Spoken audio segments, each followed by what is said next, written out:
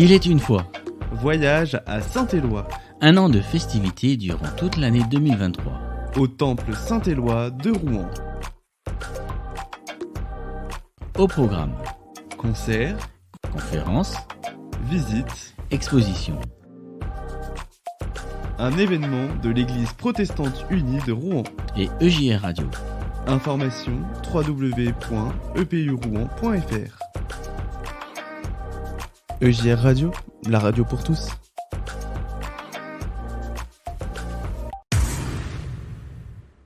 Bonjour à toutes et à tous et bienvenue pour cette conférence.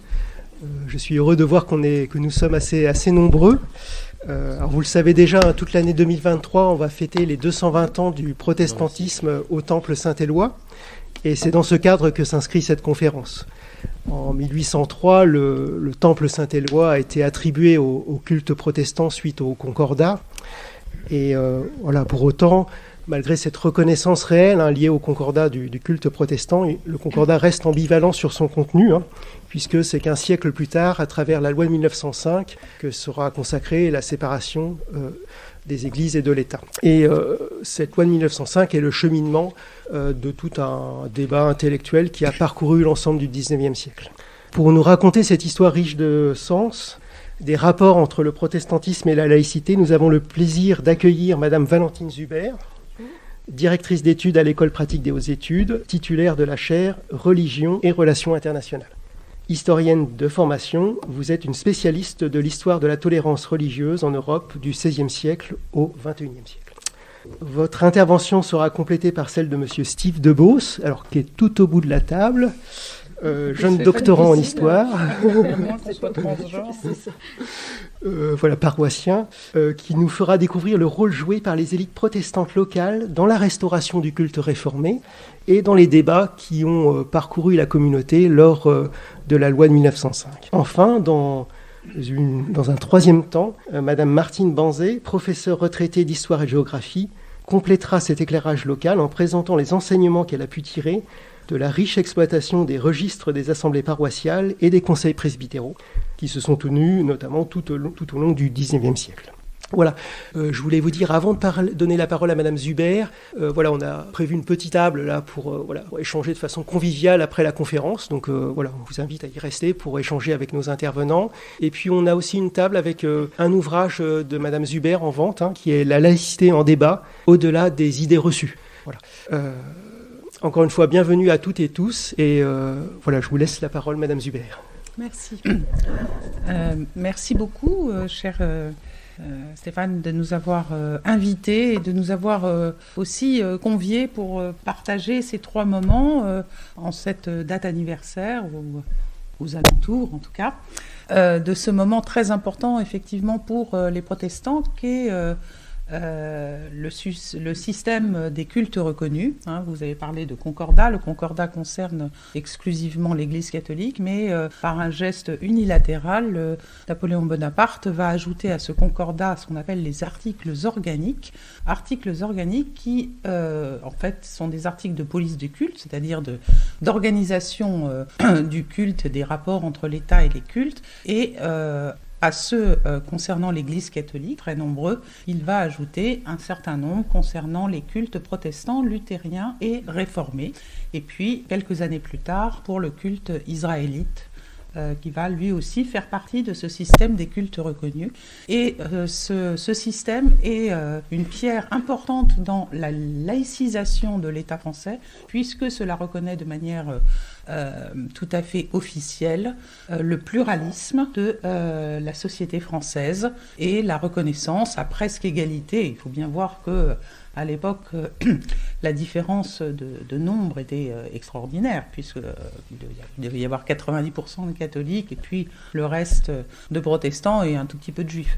Donc, un système très déséquilibré d'un point de vue numérique, mais d'un point de vue légal, un système équitable, à défaut d'être complètement égalitaire.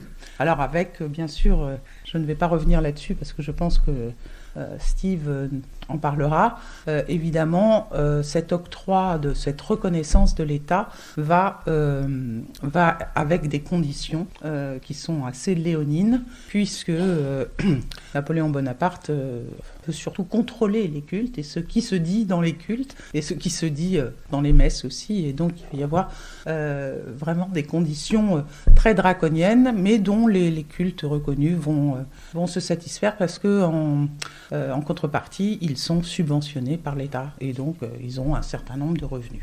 C'est ce système qui existe encore dans certaines parties du monde, ce système de droit conventionnel qui existe encore en Alsace-Moselle et qui est un système de laïcité parmi d'autres. Voilà.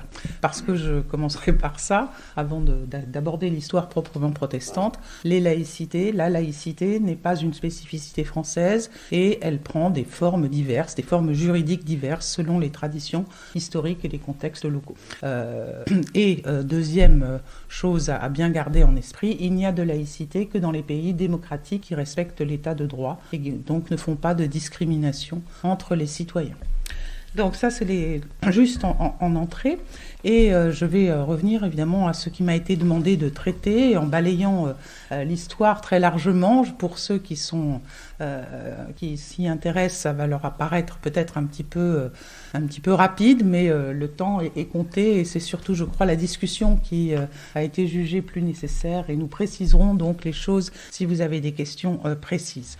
Donc c'est une idée qui a beaucoup circulé au XIXe siècle et qui est partiellement fausse. En revanche, ce qui n'est pas faux, c'est que la rupture de la réforme, évidemment, a fracturé et la vérité. La vérité avec un grand V, la vérité de l'Église, se trouve contestée au plus haut niveau par d'autres mouvements religieux qui vont devenir des confessions chrétiennes et qui vont avoir une autre vision de la vérité. Évidemment, le fait qu'il y ait plusieurs vérités, vous comprenez bien qu'au bout d'un moment, il y a un doute qui s'installe et que d'autres groupes vont contester les vérités des vérités. Et puis, il va y avoir toutes sortes de dissidences religieuses en Europe qui vont encore compliquer ce statut de la vérité. Et c'est plutôt par l'essor de ces dissidences, les sociniens, les anabaptistes, les quakers, enfin tout ce qu'on peut imaginer de dissidences protestantes, c'est par ces dissidences que la pensée de la liberté et de la liberté de conscience va peu à peu s'imposer pour comprendre, pour essayer de régler la paix en Europe. Parce que je vous rappelle que la réforme, c'est quand même 2 siècles de guerres sanglantes, civiles et religieuses, politico-religieuses plutôt que spécifiquement religieuses d'ailleurs, et que le grand projet des philosophes à partir du XVIe siècle ou des politiques, des juristes qui sont dans les entourages des souverains, c'est de voir comment on peut revenir à la paix. Et peut-être ça résonne encore aujourd'hui, c'est les moyens de la paix, comment faire pour que les conflits sanglants s'apaisent et passent au simple niveau du discours et de la controverse et sortent de l'affrontement direct. Et donc cette pensée, elle va éclore en particulier dans les milieux qui se sentent persécutés. Donc ces fameux dissidents en Angleterre, aux Pays-Bas, dans la Suisse, etc. Et en Allemagne, bien entendu, dans les souverainetés allemandes. Et c'est à travers des gens comme Pierre Bayle, qui est un penseur français dont le frère a été exécuté après la révocation de l'édit de Nantes. C'est des penseurs comme John Locke, qui est lui-même issu d'une dissidence à l'anglicanisme. C'est un certain nombre de philosophes qui vont penser cette tolérance religieuse. Cette tolérance religieuse, elle ne va pas être acceptable tout de suite, ni par les catholiques, ni par les confessions majoritaires protestantes. Mais en revanche, du fait des mouvements de population, des changements de frontières suite aux guerres de l'Ancien Régime, eh bien, l'hypothèse d'un souverain d'un pays qui a une foi, une loi et un roi, ça ne va plus tenir du tout, parce qu'il va y avoir des minorités qui vont s'installer dans tel ou tel pays, et le système westphalien ne va pas pouvoir perdurer dans ce sens, et il a fallu donc pour les souverains, et surtout les souverains des empires, et c'est en cela je pense à l'Empire austro-hongrois, inventer une politique qui permette de ne pas complètement persécuter les minorités qui sont sur leur territoire. Et les souverains, y compris les souverains absolus, qu'on appelle la monarchie absolue, vont avoir des politiques de tolérance civile. Tolérance civile qui donc donne un statut qui n'est pas tout à fait égal à celui des chrétiens majoritaires, et un statut aux minorités religieuses, et surtout un état civil, quelque chose qui montre qu'ils existent effectivement. Ce qui sera fait très tardivement en France par l'édit de tolérance de 1787 de Louis XVI, qui va redonner un état civil à des personnes qui ne sont pas censées exister, puisque le mythe de la révocation de l'édit de Nantes, c'est qu'il n'y a plus de protestants en France. En fait, il y en a. Et donc, voilà. Et donc, les protestants ont été extrêmement attachés par cet acte royal de fin de règne, mais évidemment, en 1787, on ne pouvait pas le savoir. Et ils vont s'engager massivement dans la rédaction des cahiers de doléances, et en particulier sur le thème de la liberté religieuse, parce qu'ils ont obtenu un état civil, mais pas encore le droit de célébrer leur culte de manière officielle et publique. Et donc, on est là au nœud de ce qu'est le cœur de la laïcité, c'est-à-dire l'égalité entre les citoyens ou les sujets à cette époque, l'égalité civile, bien sûr, mais aussi l'égalité dans les droits, c'est-à-dire la liberté de conscience, bien sûr, mais aussi la liberté de manifester publiquement son culte. Vous savez bien que pendant le désert, au XVIIIe siècle, il y avait des cultes, mais ils étaient tout sauf publics. C'était des assemblées du désert, c'est-à-dire dans des coins reculés, toujours à la merci de la gendarmerie. Donc, c'est un combat qui a été un combat protestant. Ça s'est illustré par exemple, les discours et les voix politiques de Rabot-Saint-Étienne, un pasteur de Nîmes, qui va participer en particulier à l'élaboration de la Déclaration des droits de l'homme et du citoyen. Et vous connaissez cette phrase qu'il partage avec Mirabeau, il y a un petit peu une querelle de paternité là, qui dit « ce n'est pas la tolérance que je veux, c'est la liberté ». Et c'est effectivement à partir de l'article 10 de la Déclaration des droits de l'homme et du citoyen, qui dit que chacun peut... Nul ne peut être empêché pour ses opinions, même religieuses, pourvu que leur manifestation ne trouble pas l'ordre public par la loi. Donc finalement, la liberté de conscience et la liberté d'avoir la religion de son choix est enfin établie en France, et c'est la première étape, si vous voulez, de la laïcité, et c'est grâce à des personnes comme Rabot-Saint-Étienne, mais évidemment, il n'était pas seul à batailler pour cela, puisque c'était une des revendications de la philosophie des Lumières à la suite de John Locke, etc. Donc, ce combat pour la laïcité, il est fort pour les protestants, puisque la laïcité, pour eux, c'est la possibilité d'avoir un traitement égal par les autorités politiques, égal à tous les niveaux, et c'est ce qui va être réalisé, c'est pour ça que je commençais par le Concordat, ce qui va être réalisé par cette reconnaissance étatique qui non seulement leur donne la liberté de culte, mais leur octroie des temples. C'est ce qu'on voit ici au temple Saint-Éloi, un certain nombre de temples à l'intérieur même des villes. C'est très important, puisque pendant toute leur expérience française depuis la Réforme, les protestants ont toujours eu leur temple à l'extérieur des villes pour ne pas faire de troubles à l'ordre public. Donc là, c'est vraiment quelque chose d'acquis. Ensuite, les protestants vont accompagner ce programme et vont toujours être très sensibles à l'effet majoritaire, minoritaire, et à conserver leurs droits. C'est aussi des protestants c'est un protestant qui a procédé à la première séparation des églises et de l'État en 1795. Mais c'était une séparation qui, ce serait trop long à expliquer, mais enfin qui lâche en fait l'Église constitutionnelle catholique et qui lâche du coup tous les cultes qui étaient le culte, enfin les juifs et les protestants en même temps. Il y a eu en même temps que cette séparation une politique assez anticléricale qui n'a pas été là très appréciée comme vous pouvez l'imaginer. Ensuite, les protestants se sont attachés à la laïcité, au développement de l'école.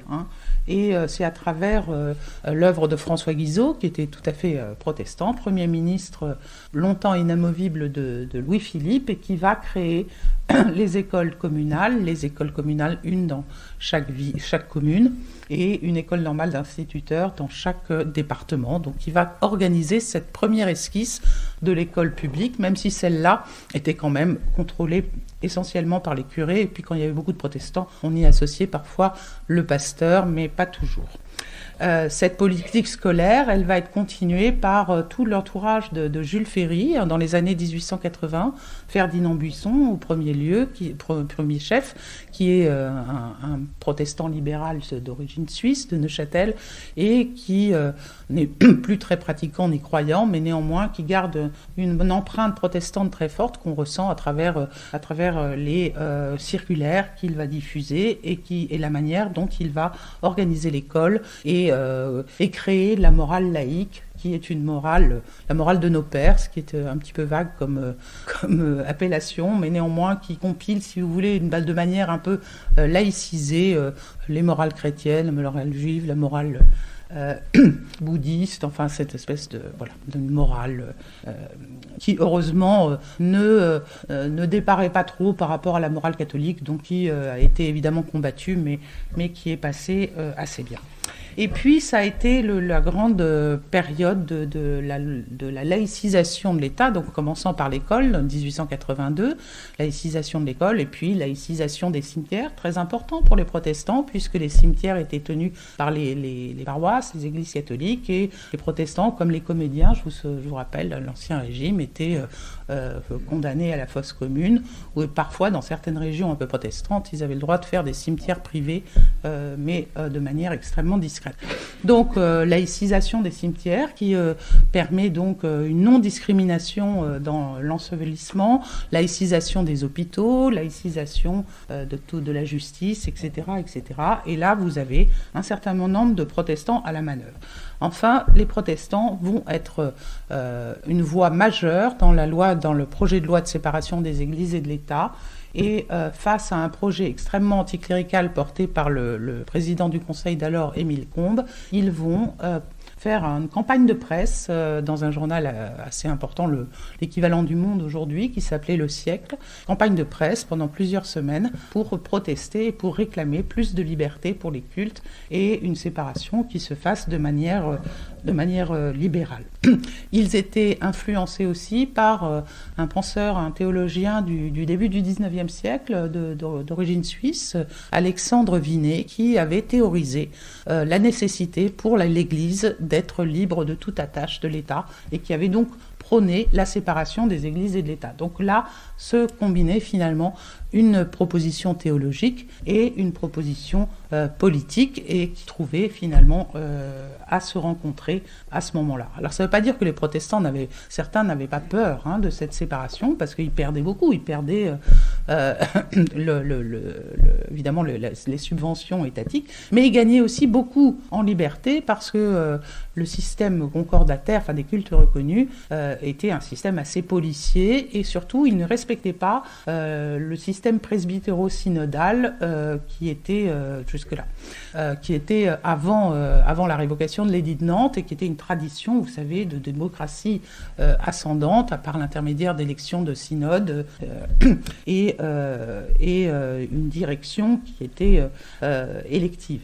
Au XIXe siècle, dans le système napoléonien, ce synode était interdit jusqu'en 1872. Et évidemment, ça a empêché que les différentes régions protestantes, la diaspora extrêmement dispersée en France, puissent s'organiser entre eux. Et donc, c'était une vraie entrave à leur liberté. Donc, la séparation était pour eux une grande nouvelle. Alors, je vais aller assez vite parce que je vois que le temps passe.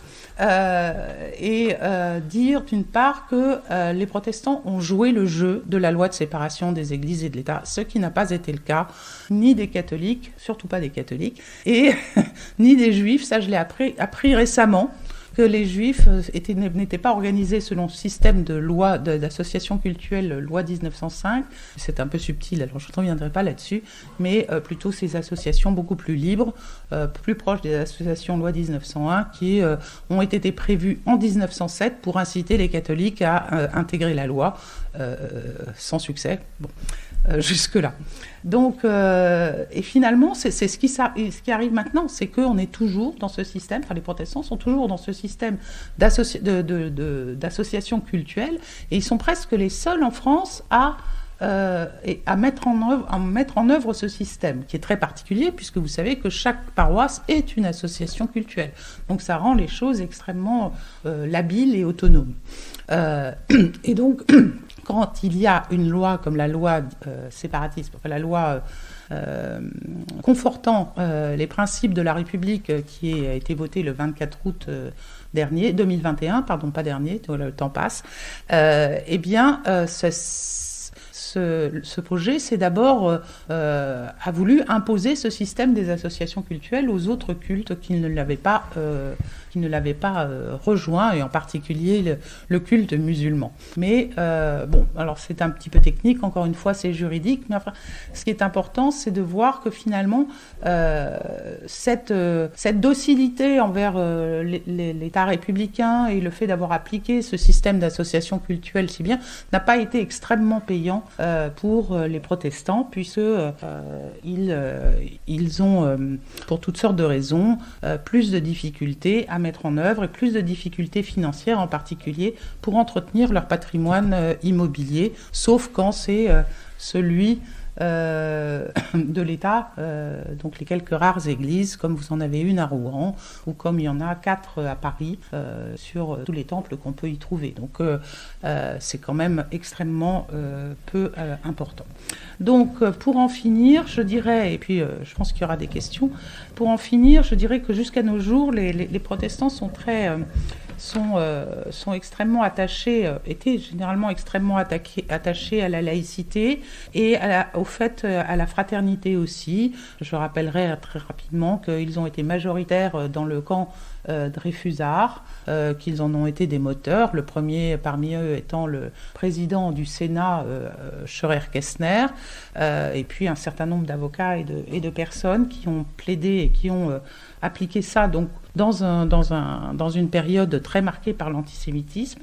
Et puis, ils se sont aussi beaucoup mobilisés, si ce n'est pas les seuls évidemment, mais cela a été retenu au moment de la clandestinité sous la Seconde Guerre mondiale pour servir de refuge, de nouveaux déserts, si je puis dire, pour les Juifs persécutés. Et une association comme la CIMAD est née à peu près, enfin est née à cette époque-là, d'abord pour les réfugiés espagnols, et puis ensuite les réfugiés juifs, et jusqu'à nos jours.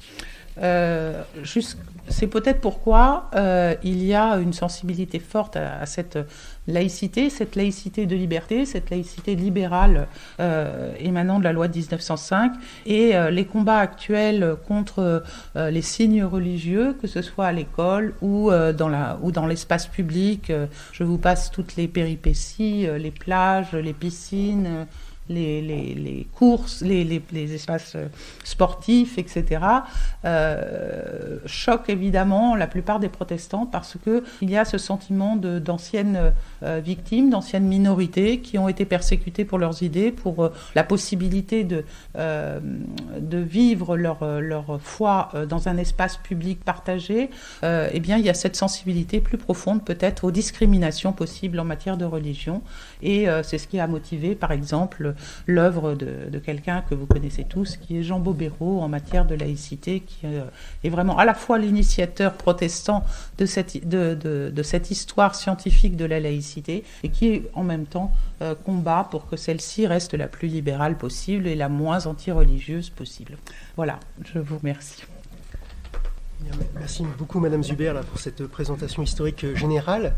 Eh bien, Steve Deveau, je vous propose de prendre la suite avec un éclairage cette fois-ci beaucoup plus local, sur le rôle joué par les élites protestantes, à la fois dans la restauration du culte réformé et dans la loi de 1905. Bonjour à tous, merci encore de l'invitation. Alors, moi je vais rentrer dans quelque chose qui est beaucoup plus concret. Alors normalement il s'allume. Oui. Tout d'abord, je vais dire que ces dernières années, ces dernières décennies, l'historiographie a cherché à remettre en valeur le rôle de personnes, on va dire, qui a longtemps été minorées, les femmes, les minorités et autres. Et là, je suis désolé, mais là, les notables au 19e siècle, c'est pas vraiment le cas. Voilà, j'atteins pas la parité, clairement. Je m'en excuse, mais voilà. Et pourquoi ce sujet ? Parce que en fait, l'Église réformée ou les Églises réformées sortent quand même, excusez-moi l'expression, un peu laminées de la période de la persécution. Et c'est pas du jour au lendemain que vont surgir des pasteurs, des temples, etc. Et ça va mettre des décennies à se mettre en place. Alors dans les grandes villes comme Rouen, comme Le Havre, il y avait déjà des choses. On utilisait par exemple au Havre les chapelles des ambassades étrangères ou des consulats, qui officiellement étaient interdits aux Français pendant la période de la persécution, mais bon, c'était plus ou moins de facto un lieu de culte pour ceux qui pouvaient. Mais dans les zones rurales, par exemple, ça va mettre parfois très longtemps. Et la bourgeoisie protestante va jouer un rôle moteur dans ce redémarrage, dans cette restauration des églises réformées, parce qu'elle a les moyens de financer la reconstitution de temples ou l'achat d'églises catholiques pour les transformer en temples. Et c'est pas un phénomène propre à Rouen, on va le retrouver partout en France. Et bon, ici, donc je vais vous présenter le cas de Rouen, et à travers notamment, je vais pas démultiplier les exemples parce que sinon je vais vous perdre, mais notamment la famille Waddington, qui, comme son nom l'indique, est d'origine britannique, et qui au départ n'est pas installée à Rouen. En fait, ils ont des usines à la limite entre l'Eure-et-Loire et l'Eure. Donc au départ c'est Saint-Rémy-sur-Arve côté Eure-et-Loire, et puis après il y en aura une deuxième, puis une dans la commune d'à côté, et puis ils en auront une à Nonancourt dans l'Eure, donc du côté normand cette fois-ci. Et au départ donc ils ne sont pas du tout implantés sur Rouen, ils produisent des tissus là-bas, et puis le personnage que je vais essayer de vous pointer, alors est-ce que ça, voilà, est-ce que vous voyez la souris ici, voilà. Alors je n'ai pas son portrait, c'est Thomas. Lui très tôt, ses grands-parents vont décéder, et il va se retrouver en charge de la fratrie, de l'usine, parce que son grand frère lui a une carrière d'archéologue et voilà, d'historien, il s'en fiche totalement de l'industrie. Donc Thomas, lui, va à contre-cœur se retrouver à gérer tout ça avec les frères et sœurs, et il y en a beaucoup plus que ce qu'on peut voir sur cette généalogie abrégée, alors que son désir propre intérieur, ça aurait été des pasteurs. Voilà. Mais pour lui, bon, bah voilà, son père lui dit, en plus, ne te marie pas tant que tes frères et sœurs ne sont pas élevés, reprends l'entreprise, etc. Donc pour lui, c'est bon, une vocation qui lui tombe dessus. Et à côté de son activité d'industriel, il va d'abord dans cette région-là, et puis après quand il va habiter Paris, puis après à Rouen, être très très actif dans la restauration des églises réformées. Donc je ne vais pas citer tout ce qu'il a fait, mais par exemple, à la fin des années 1810 et au début des années 1820, il est donateur et vice-président honoraire de la Société biblique de Paris. On le retrouve parmi les fondateurs de la Société des missions évangéliques. Il est membre du consistoire d'Orléans à l'époque où il réside donc au milieu de ses usines. Avec un pasteur congrégationaliste, il effectue un séjour dans le Loiret, l'Eure-et-Loire, et il voit des communautés vers 1826-27 qui n'ont pas vu pasteur depuis la Révocation. Des gens qui font des heures de marche pour écouter des prédications, des cultes qui vont durer 3 heures. Et donc voilà, après cela il va financer dans 2 communes, alors dans 2 communes des temples. Alors il n'y a pas que lui, mais donc c'est le temple de Gobert qui aujourd'hui est toujours actif, mais c'est devenu une paroisse de l'Union des Églises évangéliques libres, et le temple de Patay qui lui est désaffecté. Voilà.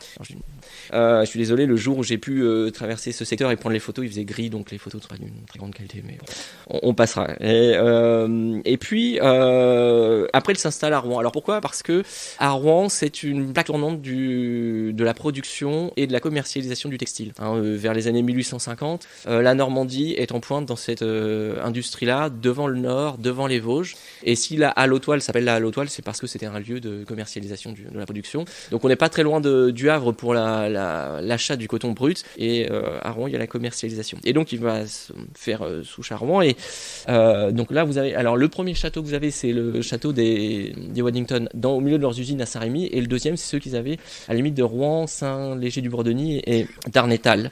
Voilà. Et d'ailleurs, à Darnétal, il finance la construction d'un temple, celui que vous avez en bas, et en plus, il fait un legs pour assurer financièrement le culte. Il fait un legs à la paroisse de Rouen pour qu'elle puisse assurer financièrement le culte. Voilà. Et il est actif dans tout un tas de chapelles et de réseaux.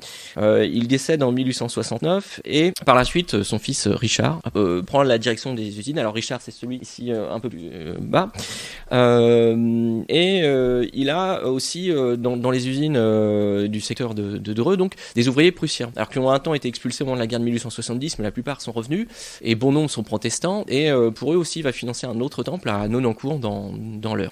Je reviendrai au rôle de Richard et de son frère William parce qu'ils ont été ils ont eu un destin, une belle carrière politique, en particulier William. Et ce que dit le consistoire réformé de Rouen au décès de leur père, ils disent: il a été depuis près d'un demi-siècle un des instruments les plus bénis de Dieu pour le relèvement des églises réformées de France, membre fondateur de la plupart de leurs sociétés ou de leurs œuvres religieuses auxquelles il a multiplié jusqu'à la fin les témoignages de sa charité.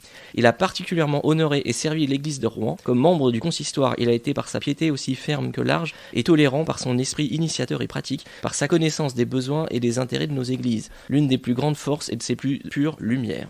Et puis, je vous avais promis quand même un petit peu une figure féminine. Alors, je vais vous parler de Aline Fouret. Elle, est fille aussi d'un riche filateur, donc un industriel du textile. Son père est aussi membre du consistoire, adjoint. Par la suite, il a été adjoint au maire de Rouen. Alors, en termes de précurseur, là, par contre, ses parents ne sont pas très précurseurs puisqu'ils l'empêchent de poursuivre loin ses études. Mais moi, elle est quand même apte à lire non seulement le français, mais aussi l'anglais et l'allemand. Voilà. Et dans ses écrits personnels, elle s'exprime sur tel ou tel ouvrage. Voilà. Et dans son cas, veuve d'un pharmacien, elle gère elle-même la liquidation de l'officine, puis elle se remarie avec un pasteur de Rouen, Henri Gast. Hein, et si certains connaissent Éric Gast, qui pendant plus de 20 ans était président de l'État protestant de Rouen. Si je ne me trompe pas, ce sont ses arrière-grands-parents. Voilà. Et elle, par exemple, elle donne au moins 10% de ses revenus à l'église. Elle participe au financement de la construction du temple de Sotteville-les-Rouen, de l'embellissement de celui de Petit-Queville, de la création d'un poste de pasteur sur la rive gauche de Rouen, donc pour ces temples. D'un poste de pasteur des Villers-Rouen plutôt. Et elle finance aussi les unions chrétiennes de jeunes filles ou d'autres associations comme ça. Voilà. Et à cette époque-là, la paroisse est gérée par ce qu'on appelle un consistoire. Et le consistoire, alors l'église est ce qu'on appelle une église consistoriale qui doit répondre à des normes. En moyenne, le gouvernement prévoit qu'il doit y avoir une église pour 6000 protestants. Et on est à peu près à ce niveau-là, simplement ça ne correspond pas forcément aux besoins sur place. Et le problème des articles organiques que Napoléon Bonaparte octroie aux protestants, c'est que c'est un cadre très rigide, il ne permet pas d'avoir un synode national. Il interdit aux luthériens d'appeler leurs responsables des évêques parce qu'on laisse ça la primauté aux catholiques, donc on va les appeler des inspecteurs ecclésiastiques. Il interdit au départ que le siège des églises consistoriales se trouve dans les villes épiscopales. Donc à Rouen, on va officiellement appeler l'église de Blosville-Bon-Secours, parce que c'est l'ancien nom de la commune de Bon-Secours, parce que ça ne connaît pas l'église de Rouen au départ, même si le temple se trouve à Rouen. Bon, ça par la suite, ça va être abandonné. Mais en tout cas, voilà, le consistoire. Et s'il y a plusieurs paroisses dans l'église consistoriale, elles peuvent être gérées par des conseils presbytéraux. Voilà. Et le consistoire va réunir les pasteurs, des élus des différentes paroisses qui vont être membres du consistoire et des représentants des conseils presbytéraux. Bon, ça c'était un petit peu compliqué. À Rouen, pour longtemps, ils n'ont pas fait de conseil presbytéral alors qu'ils devaient en avoir, parce qu'il y avait aussi un conseil à Elbeuf qui dépendait de cette église-là, et tout le département de l'Eure, au départ, dépend de l'église de Rouen. Voilà. Et dans ce consistoire, alors en fait, c'est vraiment une église notable, parce que jusqu'en 1905, les femmes n'ont pas le droit de vote. Au moins, elles l'obtiennent en 1905 dans l'église réformée de France, qui est beaucoup plus tôt qu'au niveau politique. C'est déjà un progrès. Mais donc, on a dans ce consistoire de à peu près 14 membres, ça dépend des années, mais on a 3 pasteurs et on a 7 industriels du textile en activité ou retraités, par exemple. Donc, on va retrouver Thomas Waddington, puis son fils Richard, et puis le père d'Aline Fouret. Enfin, voilà.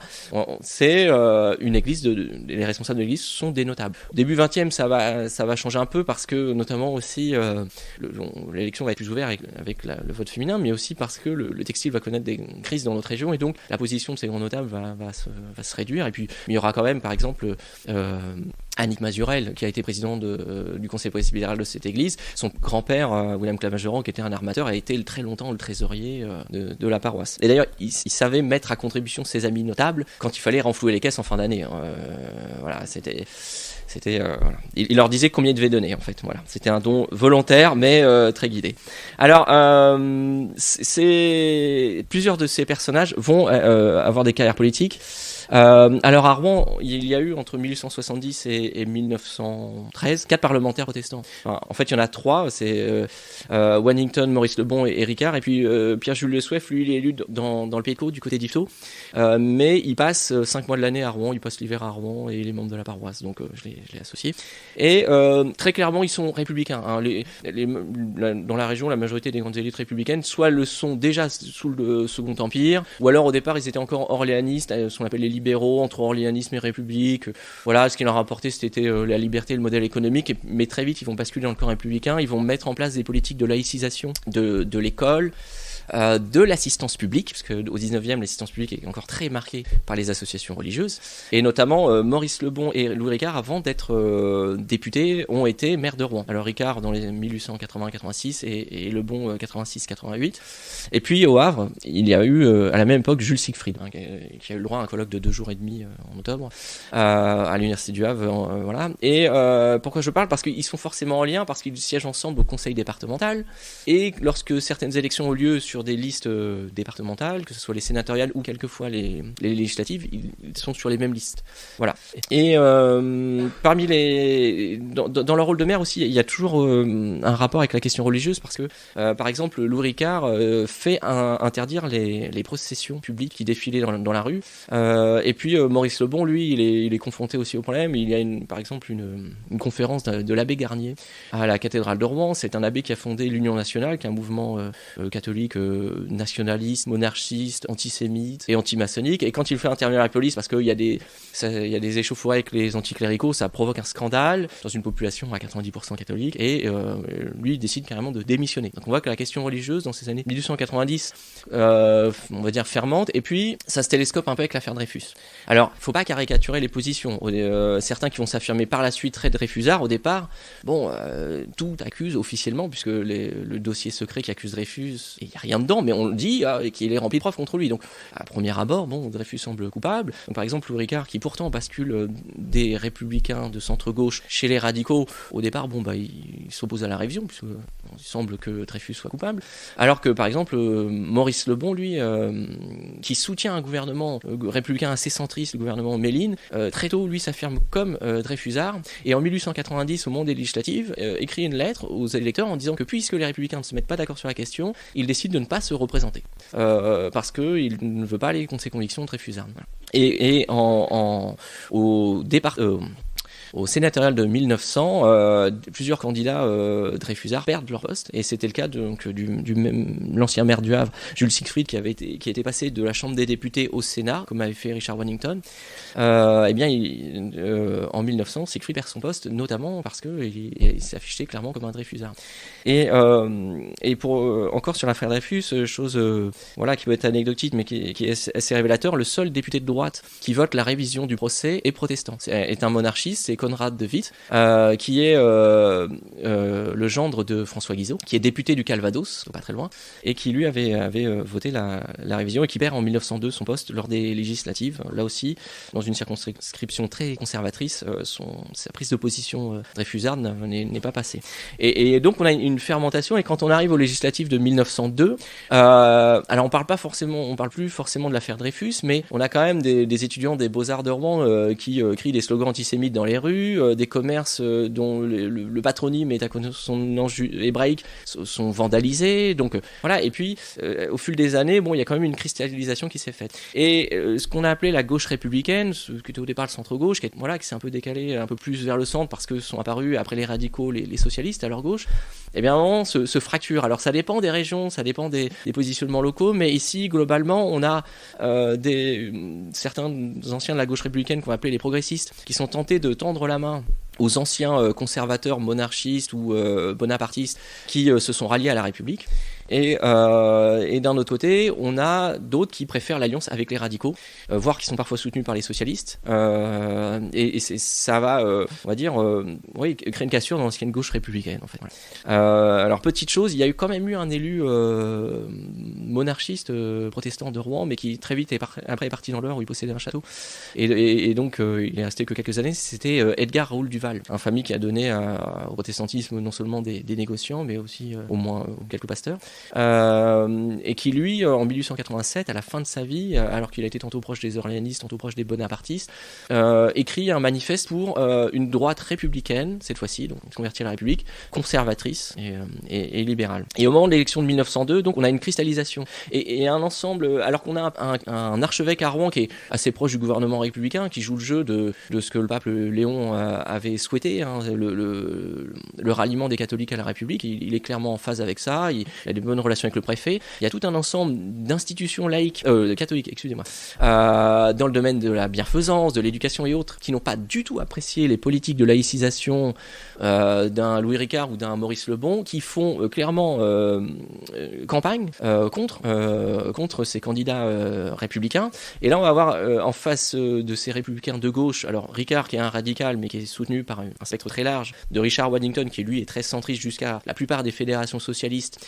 Et en face de lui, vous allez avoir un candidat républicain, mais qui glisse plutôt vers le centre-droit, qui va être soutenu par des monarchistes, des nationalistes, quelquefois qui a un petit peu, on va dire, honte de ses soutiens, en quelque sorte. Un petit peu comme en Italie, si vous voulez, où quelques années, on a eu des listes, à cause du scrutin majoritaire à la proportionnelle, vous aviez des centristes de centre-gauche qui étaient soutenus par des nostalgiques de l'URSS, et des centristes de centre-droit qui étaient alliés avec des néo-fascistes, si vous voulez. Bon, toute proportion gardée, c'est un petit peu ça, si vous voulez. Et dans le département, c'est une vague de la droite, des progressistes jusqu'aux conservateurs, qui remportent 11 sièges sur 12.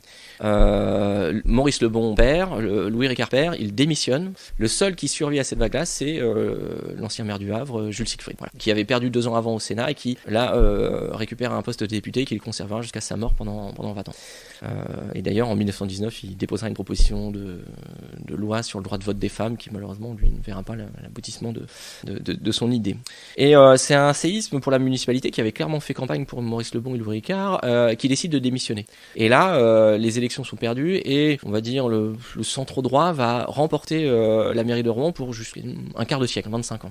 Et on s'aperçoit qu'il y a quelques figures protestants qui font partie de cette nouvelle majorité, alors soit à la mairie, soit dans les élections départementales, et eux qui vont s'affirmer plutôt en opposition au gouvernement de gauche, de centre-gauche, des gouvernements Waldeck-Rousseau, Combes, et même Richard Waddington, lui, va s'opposer assez fermement à ces gouvernements-là. Alors au moment du vote de la loi de 1905, comme plusieurs de ces protestants ont perdu, ils ne sont pas là pour voter, on ne sait pas forcément ce qu'ils auraient voté tous. Bon, un Louis Ricard qui était un radical convaincu, on a assez peu de doute, il soutient d'ailleurs dans son testament beaucoup d'associations laïques, mais d'autres on peut se poser la question. Jules Siegfried, lui, est absent le moment du vote, mais dès les années 1870, dans son journal personnel, il soutient l'idée d'un journal qui, pour éduquer la population, serait républicain, démocratique et pour la séparation.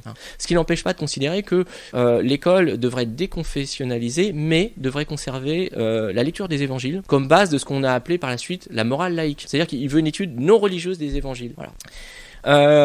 Et à l'Assemblée, donc il n'y a plus de protestants reniés. Au Sénat, Waddington vote contre la loi de séparation. Là. Il a même voté un an plus tôt contre l'éviction des congrégations religieuses de l'enseignement. Voilà. Donc très clairement, il garde une position très centriste et il est dans un groupe dont 8 membres vont voter pour la séparation, mais 69 contre. Voilà.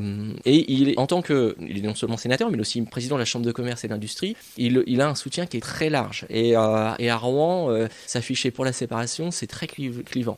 Et puis, pour terminer, puisque j'arrive à la fin, un an après, ou même dans les mois qui ont suivi, puisque c'est au début de l'année 1906, le vote de la loi, a lieu l'inhumation d'un autre notable de Rouen, et à cette occasion-là, le pasteur Wilfred Bonneau, qui est encore poste à Rouen, avant qu'il aille à l'Oratoire du Louvre à Paris, fait la cérémonie, et devant des grands patrons qui sont globalement assez opposés à cette loi de séparation, et puis en plus assez opposés au parti radical qui propose l'impôt sur le revenu, alors que bon, c'est pas leur tasse de thé.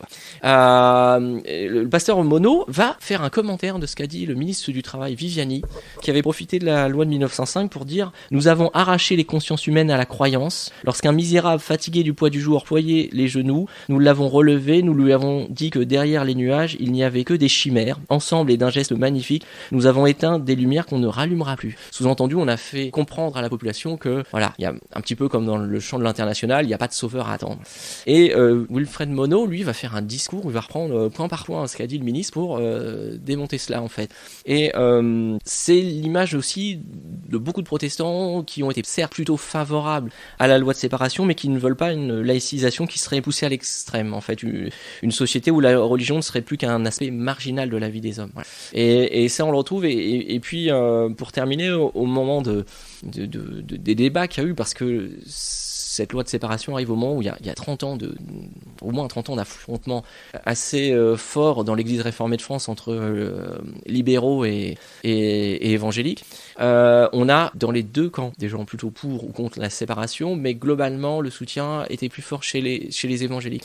Et cela, c'était notamment pour une question si on veut, de pureté de la doctrine. C'est-à-dire qu'une église qui est liée à l'État ne fait pas ce qu'elle veut. Hein. Et dans l'église de Suède, par exemple, l'église luthérienne, vous avez des partis politiques qui sont représentés. Et des partis politiques qui vont influer sur la doctrine. Là, il y a eu des débats, notamment ces dernières décennies, sur les mœurs, de personnes qui, puisqu'ils sont baptisés, votent, alors qu'on ne les voit jamais à l'église, vous voyez. Et donc, certains évangéliques, au nom de la pureté de l'église, considéraient que l'église serait plus libre. Et en plus, étant dans une dynamique d'évangélisation, il fallait toujours demander l'avis de l'État quand il s'agissait de construire un temple, d'avoir un poste de pasteur, de créer une nouvelle paroisse. L'État qui est toujours proche de ses deniers, moins il en accorde, mieux il se porte. Et donc, pour certains, l'église avait besoin aussi de cette liberté-là. Et pour terminer, quand je vous ai montré des photographies, notamment du temple de Patay, de Gobert plutôt, qui est aujourd'hui une paroisse évangélique libre. Ces églises-là ont été en partie fondées par des réformés, ce mouvement-là, dans les années 1848, dissidents, parce que, ils s'opposaient au mouvement libéral qui était assez fort au milieu du 19e siècle. Et puis ils ont été rejoints aussi par des églises évangéliques nées de ce qu'on appelait le réveil de Genève, totalement autonomes, mais qui ont voulu aussi cette liberté par rapport à l'État. Voilà. Donc, parce que parfois on a l'impression que la loi de 1905 est une protection du politique vis-à-vis d'une interférence du religieux, mais on peut aussi la voir comme une protection du religieux vis-à-vis de tentations du politique de contrôle, comme ce qu'on peut voir dans les régimes en effet non démocratiques. Voilà. Martine Bonzé, c'est à vous. Merci. Puisque je me suis intéressée beaucoup plus. Je me suis intéressée surtout au Temple Saint-Éloi, mais pas simplement le Temple Saint-Éloi pour le Temple Saint-Éloi, mais aussi à travers les registres du Conseil presbytéral, qui ont été tenus avec beaucoup de régularité et beaucoup de rigueur, ce qui fait que j'ai appris des tas de choses sur les préoccupations principales de la communauté protestante à partir donc de la fin du XVIIIe siècle. Et moi, là, je ne suis pas allée jusqu'à... pour l'instant, cette étude s'arrête à 1847, puisqu'un registre s'arrêtant en 1847, je me suis arrêtée aussi là, parce que sinon ça m'entraînait beaucoup trop loin, et j'avais pas le temps. Mais c'est vrai qu'on est vraiment dans le concordat, dans l'acceptation du concordat. Alors le concordat, il date de 1801, l'attribution officielle de Saint-Éloi, c'est 1803. Bonaparte a lui-même signé l'attribution officielle de cette église. À la communauté protestante, et le premier culte a eu lieu au tout début de l'année 1804. Donc on est bien dans cette organisation du concordat, cette reconnaissance aussi du concordat qui accorde donc la liberté non seulement de culte, mais qui donne officiellement un lieu où les assemblées protestantes peuvent avoir lieu. Et ça, les protestants ont été vraiment ravis. Cette église, elle est bien antérieure au début du 19e siècle, puisqu'elle date du XVIe siècle. Alors je ne vais pas refaire l'histoire, vous connaissez tous le temple Saint-Éloi, vous avez tous pu admirer l'intérieur et savoir que c'est une église qui date du XVIe et qui a été donc commencée en gothique, qui a des aspects Renaissance très nettement dessinés dans la façade par exemple, et dans certaines fenêtres, je ne vais pas revenir là-dessus, vous voyez bien dans vos têtes où on pose le regard dans cette église, et qui a été très fortement remaniée à l'intérieur au XVIIIe siècle, donc pour faire correspondre sans doute, je dirais, le goût baroque, mais aussi une volonté contre-réforme. Hein. Donc cette église a été transformée, on a coupé l'abside en deux et on a mis des grandes plaques de marbre vert qui effectivement font très riche. Et puis Martinet, donc cet architecte qui a procédé à toutes ces transformations, a aussi transformé les colonnes, les piliers. Il en a fait un peu un aspect temple grec qui n'est pas toujours apprécié. Et c'est dans une même période aussi qu'on a fait l'orgue. Donc 1730 et 1731, on commence à construire l'orgue que vous connaissez parce que le buffet est de cette époque-là et que le buffet, donc, c'est la partie visible de cet orgue que l'on voit encore aujourd'hui. Alors, les protestants, en fait, à Rouen ne partent pas de rien. Enfin, je m'explique un peu. L'édit Tolérance, donc, de 1787 leur donne effectivement un état civil, mais ils sont encore présents à Rouen. On ne sait pas bien combien il y avait de familles. Bon, j'ai lu à un moment donné qu'il y avait 213 familles, mais je ne l'ai pas lu plusieurs fois, donc je ne peux pas vous dire si c'était vraiment ça. Mais des familles qui, dès 1787, sont capables de se reconstituer parce que, ils ont un pasteur. Le pasteur Mordant est installé à Rouen depuis 1778, donc la communauté, elle vit autour du pasteur. Et dès la nationalisation des biens du clergé, ils demandent officiellement, par des pétitions, parce que ils aiment bien s'exprimer par pétition, ces protestants, ils demandent d'avoir un lieu de culte. Alors, on est en 1789, ils ne vont pas avoir tout de suite un lieu de culte, mais à partir de 1792, on sait qu'ils ont demandé donc l'église Saint-Lô, donc à côté de l'actuel lycée Camille Saint-Saëns. Ils ont aussi fait un bail pour l'église Saint-Vigor. Ils ont aussi fait un bail plus tard, vers 1795, à la chapelle des Mathurins. Et puis après, ils sont revenus donc à Saint-Lô. Et vous voyez, ils cherchaient et ils ont obtenu à chaque fois des autorités, des autorités municipales. Ils ont obtenu par location la possibilité d'avoir une salle, voire ils sont même allés à l'archevêché d'ailleurs. Donc vous voyez, ils ont toujours eu la possibilité de faire le culte. Alors, ils ont obtenu Saint-Éloi en 1803, comme je disais tout à l'heure. Ils ont demandé plusieurs autres églises, à un moment où ils sentaient bien que le pouvoir allait leur donner un lieu. Ils ont demandé même Saint-Gaudat, mais ils ont eu Saint-Éloi, alors qui était en mauvais état, mais qui avait été vendu comme bien national et qui avait été transformé en magasin de fourrage, mais aussi en fabrique de plomb à cause du clocher qui faisait bien de l'aspiration pour faire des grands feux. Et d'ailleurs, le plomb va rester un certain temps, puisque en 1825, le consistoire va vendre ce plomb qui est resté pour avoir un petit peu de sous pour continuer effectivement à faire des travaux. Mais en 1803, donc l'église est en mauvais état, mais elle existe. Elle n'a pas été trop endommagée quand même. Et la communauté protestante fait un inventaire, mais alors pas toute seule, elle fait un inventaire avec la municipalité. Ça se fait très officiellement, l'inventaire, donc non pas de l'état de l'église, mais de ce qu'il y a à l'intérieur d'une église, puisque c'était une église. Donc on sait qu'il y avait 450 chaises qui ont été payées par la communauté pour pouvoir s'asseoir, bien sûr. Donc il y avait aussi des stalles qui sont restées, que vous voyez encore dans le temple. Et donc ils ont dû payer tout ça parce qu'ils ont payé à la fabrique, donc à la fabrique catholique qui s'occupait de l'église avant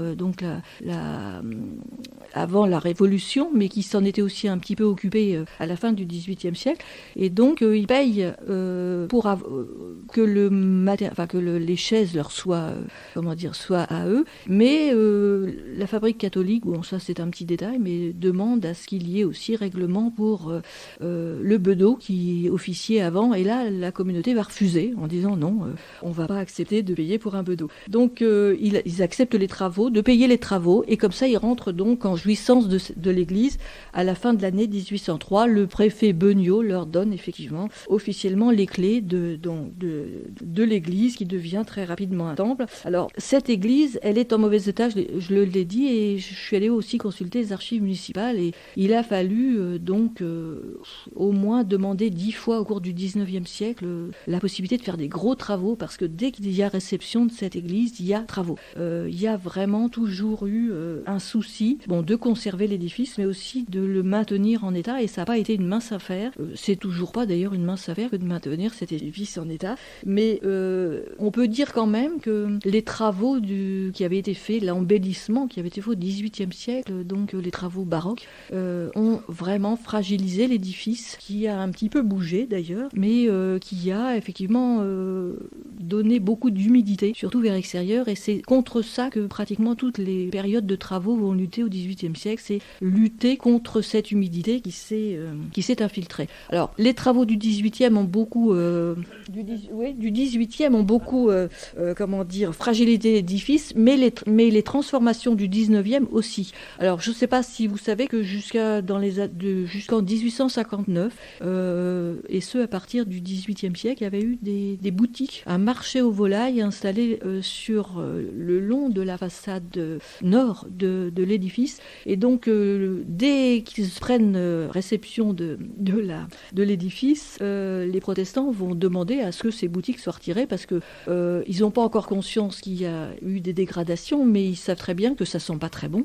Et en plus, parce que dans le courant de, comme il y a un marché aux volailles et aux cochons, il n'est pas rare que les paroissiens arrivent le dimanche et doivent pousser un peu les poulets qui ont été vidés, les cochons qui ont été vidés, et donc il y a les odeurs sans doute, même si au 19e c'est pas le même sens de l'odeur, mais c'est surtout effectivement qu'on peut glisser dessus et tout ça. Alors ils vont, là encore par des pétitions, le consistoire va vraiment chercher à se débarrasser de ce marché, et ce n'est qu'en 1859 qu'ils vont réussir à ce que la municipalité accepte qu'il n'y ait plus ce marché, mais c'est là en retirant les baraquements qu'il y a contre le temple, on va s'apercevoir qu'il y a énormément de problèmes d'humidité et de pierres qui ont été disjointes, et ça va occasionner bien sûr des travaux supplémentaires. Bon, donc ça c'est vraiment une partie. Alors à l'intérieur, au 19e siècle, le temple il connaît aussi quelques transformations, surtout donc à propos des vitraux. Alors la gloire est arrivée au 18e siècle, et si vous voyez bien où elle est placée dans le fond de l'abside, et donc le vitrail central qui se trouvait donc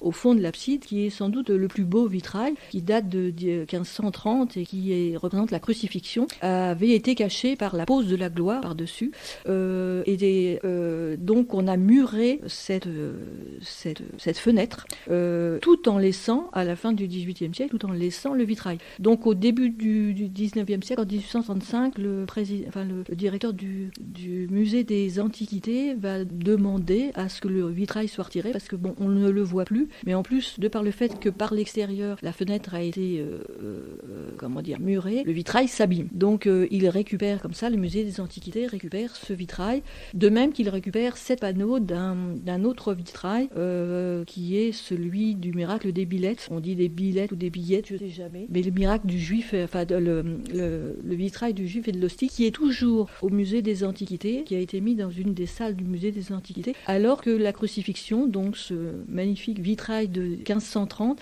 il a été déplacé à l'église Saint-Hilaire, Saint-Nicaise, pardon, pas Saint-Hilaire, après l'incendie que l'église a subi en 1934. Donc si vous voulez voir la crucifixion de Saint-Éloi, il faut se déplacer vers Saint-Nicaise, mais l'église est fermée. Donc vous voyez, c'est un petit peu difficile. Bon, mais enfin, on le voit de l'extérieur. Moi, je l'ai vu de l'extérieur. Il suffit d'avoir une belle lumière et on aperçoit la crucifixion, mais bon, c'est peut-être pas le moment.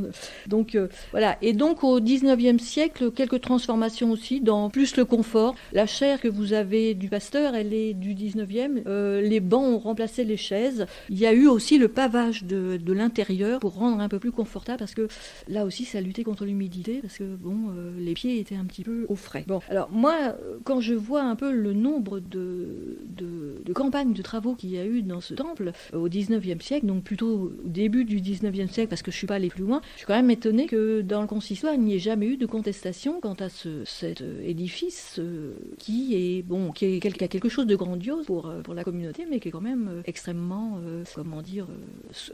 qui soucie. C'est une des préoccupations, je dirais, principales, toute la première moitié du 19e siècle, des comptes rendus du consistoire. Alors, il y y aura deux autres que j'évoquerai après, deux autres préoccupations, mais ce temple, c'est vraiment un souci.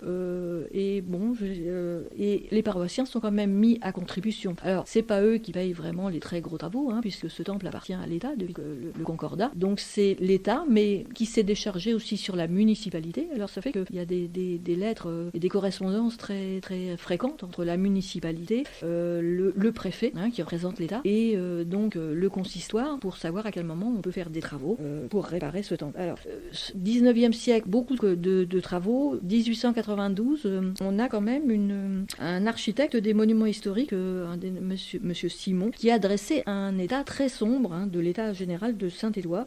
Et les travaux vont continuer après, mais oui, c'est vraiment toujours une préoccupation. Alors, début du 20e, je ne sais pas trop ce qui s'est passé, parce que je n'ai pas consulté encore les registres, mais je sais que les bombardements du 19 avril 1944 ont endommagé Saint-Éloi, ont endommagé surtout dans la toiture, mais l'ont pas mis complètement par terre, alors que le reste du quartier est totalement en ruine, et Saint-Éloi est resté debout. L'hôtel de Bourteroule a subi beaucoup plus de dégâts que Saint-Éloi, mais ce qui fait quand même des dégâts suffisamment importants pour que Saint-Éloi soit fermé jusqu'en 1950. Il fait partie donc de ce quartier qui est l'îlot 61 de la restructuration du quartier. Il va y avoir beaucoup de baraquements sur la place Martin Luther King jusque dans les années 60, mais le temple, lui, donc comme je disais, est réouvert en 1950. D'ailleurs, c'est une autre église, l'église Saint-Laurent, qui va accueillir pendant quelques années le culte donc de la communauté. Il ouvre donc... alors, il n'y a pas que on recommence les travaux dès 1955, donc des campagnes de travaux, et on ne fait pas simplement des travaux sur le temple lui-même, mais sur l'orgue qui lui-même nécessite toujours des travaux jusque donc dans les années 1975. Je crois que c'est l'année où il a été démonté, nettoyé, emmené en Lorraine, je crois, et remonté ensuite et inauguré en grande pompe. Mais donc ça fait partie de ces soucis que la communauté va toujours avoir, donc, et que l'on note dans les registres. Alors pour terminer, donc je trouve pour terminer sur Saint-Éloi, je dirais quand même que Saint-Éloi, depuis que les monuments historiques l'ont classé en 1911, a toujours fait l'objet d'un grand intérêt. Il a retrouvé son aspect lumineux, qui a toujours été loué depuis le XVIIIe siècle. L'intérieur de Saint-Éloi est lumineux. Bon, on ne peut pas dire de l'extérieur de Saint-Éloi, qui est, par contraste, est vraiment très très noir. Mais je terminerai sur Saint-Éloi, sur l'étude de Saint-Éloi, en disant quand même qu'on ne peut pas oublier, en 2018, il y a eu cette campagne de travaux pour transformer la place Martin Luther King, mais il y a eu effectivement la découverte ou la redécouverte du cimetière paroissial qui était effectivement autour de l'église. D'ailleurs, les baraques les baraquements des commerçants de volailles ont repris effectivement l'endroit de l'emprise de ce cimetière, fermé comme tous les cimetières urbains par ordonnance royale, donc ordonnance royale de 1783, mais en fait elle a été fermée un peu plus tard. Mais donc les fouilles ont remis, je ne sais pas si vous êtes passé à ce moment-là, mais ont vraiment remis au jour au moins 5000 sépultures, ce qui n'est pas rien, qui étaient d'ailleurs situées très très, qui affleuraient vraiment le pavage, donc des sépultures qui pouvaient aller jusqu'à 40 cm en dessous du sol, simplement, on pouvait les voir vraiment. Et on a découvert à cette occasion un pavage de la période napoléonienne qu'on ne connaissait pas. Donc vous voyez que, en fait, Saint-Éloi n'a pas, à mon avis,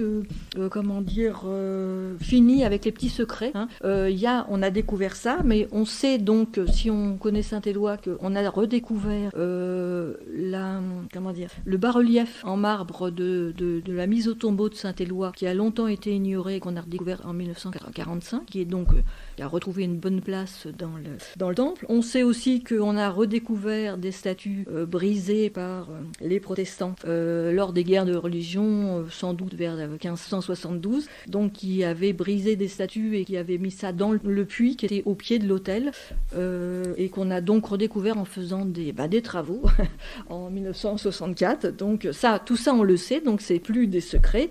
Bon, il y a eu effectivement effectivement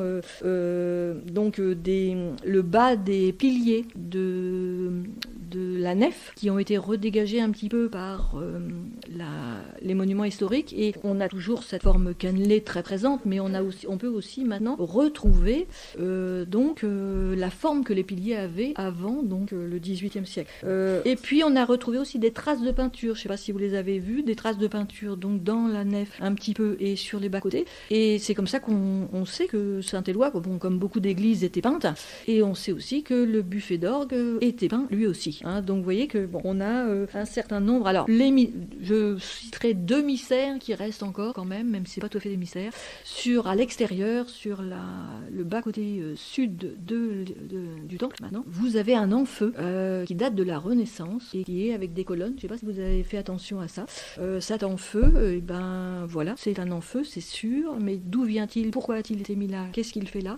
Personne ne sait pour l'instant, mais bon, on ne désespère pas de pouvoir trouver des pistes pour savoir ce que cet amphieu fait là. Je ne sais pas si vous l'avez déjà remarqué, cet amphieu. Non, vous regarderez, il est vraiment assez étonnant. Et puis il y a aussi quelque chose qui m'interpelle, c'est la gloire. Parce que la gloire, elle est partie de Saint-Étienne des Tonneliers, mais pourquoi? Pourquoi est-elle placée dans cette église? On ne sait pas. À la limite, pourquoi les protestants n'ont rien dit? Parce que c'est quand même quelque chose, c'est quand même monumental, c'est très contre-réforme quand même, donc pas vraiment favorable aux protestants. Donc qu'est-ce qu'elle fait là? J'ai jamais vu dans les assemblées du consistoire, j'ai jamais vu un reproche quelconque non plus sur cette gloire. Donc il y a rien de. Alors je voulais simplement continuer parce que Saint-Éloi c'est vraiment le sujet de préoccupation, mais il y a 2 autres sujets de préoccupation dans les registres. C'est les écoles, l'instruction, et puis aussi donc je sais où j'en suis, donc je ne sais plus. Oui, c'est ça, c'est les. Alors je sais pas où j'ai mis mon sur l'aide aux pauvres, l'assistance aux pauvres. Donc les registres contiennent énormément de renseignements sur les formes que prenait l'aide aux pauvres, mais aussi sur ce que voulaient les protestants pour les écoles. Alors en 1803, je repars un petit peu en arrière, donc le conseil presbytéral se fait en faveur du pasteur Mordant. Le pasteur Mordant, c'est donc le pasteur qui a réuni la communauté avant la Révolution, mais aussi qui a été le premier pasteur président de ce nouveau consistoire. Alors, il y avait 2 consistoires en Seine-Inférieure qui ont été déclarés par le Concordat. Alors, comme vous le disiez tout à l'heure, ça a été difficile. Normalement, le Concordat voulait un consistoire pour 6000 personnes. Très difficile de savoir exactement combien il y en avait. À Rouen, on savait qu'il y avait quand même une communauté, mais dans les campagnes de Seine-Inférieure, très difficile de savoir. Alors, il y a eu très rapidement 2 consistoires qui ont été donc mis en place, celui de Rouen et celui de Bolbec. Alors, celui de Rouen, je dis Rouen, mais en fait, comme vous le disiez tout à l'heure, on n'a pas donné le nom d'église de Rouen à Rouen, on lui a donné le nom d'église de Blosville-Bonsecours, donc Bonsecours qui est sur le plateau, là, pas très loin de Rouen, et il semblerait que ce soit surtout l'archevêque qui ait refusé que l'église réformée s'appelle donc l'église de Rouen, considérant que c'était ça ressemblait un peu à l'archevêché. Voilà, les protestants ont très mal pris la chose, considérant qu'on revenait à des temps un peu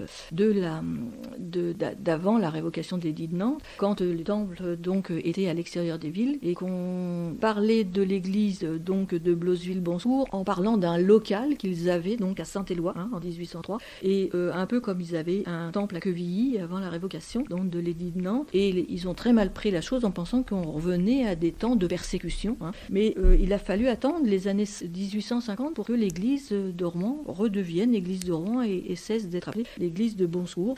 Et là encore, les protestants font des pétitions pour pouvoir donc obtenir un peu ce qu'ils veulent. Alors le consistoire se plaint aussi beaucoup dans le Concordat que le Concordat, alors c'est sans doute une volonté de Napoléon Bonaparte, ne veut pas revenir donc à la structure presbytéro-synodale que les protestants connaissaient avant la révocation, ce qui entraîne pour eux quelque chose qu'ils n'aiment pas, c'est qu'il n'y a pas d'égalité entre les églises, et donc toutes les églises qui sont aussi disséminées dans le Pays de Caux, et donc du coup le consistoire de Rouen a une primauté sur les autres, et ça beaucoup n'aiment pas, et que le pasteur donc de l'église de Rouen a forcément une primauté sur les autres pasteurs et on n'aime pas beaucoup. Bon, donc c'est vrai que les pasteurs sont des personnages importants. Ils prêtent serment auprès donc à l'État et donc ils doivent reconnaître ou faire reconnaître par la communauté justement l'importance de ce concordat, mais aussi ils sont liés à Napoléon